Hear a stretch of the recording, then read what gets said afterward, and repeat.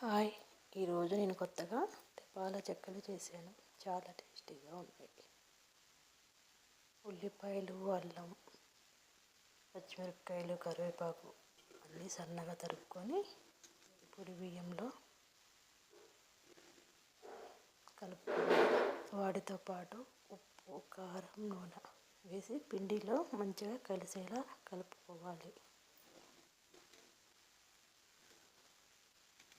అలా కలుపుతూ ఉండాలి అన్నీ మంచిగా కలిసే వరకు.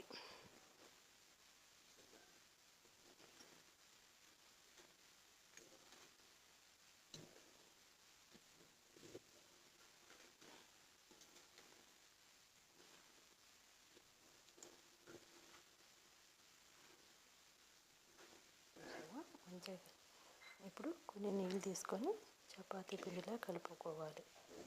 అలా అని చపాతీ పిండిలా గట్టిగా కాకుండా మెత్తగా మృదువుగా కలుపుకోవాలి.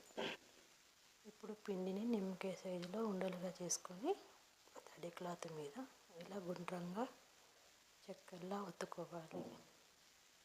అలా ఒత్తుకున్న ఈ చెక్కలకి మధ్యలో హోల్స్ పెట్టుకోవాలి.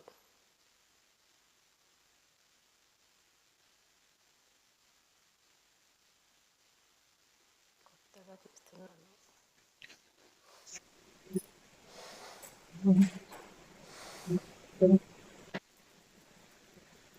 అలా హోల్స్ పెట్టుకున్న చెక్కని పెనం మీద ఇలా వేసుకొని కాల్చుకోవాలి. అంతే, తెపాల చెక్కలు రెడీ.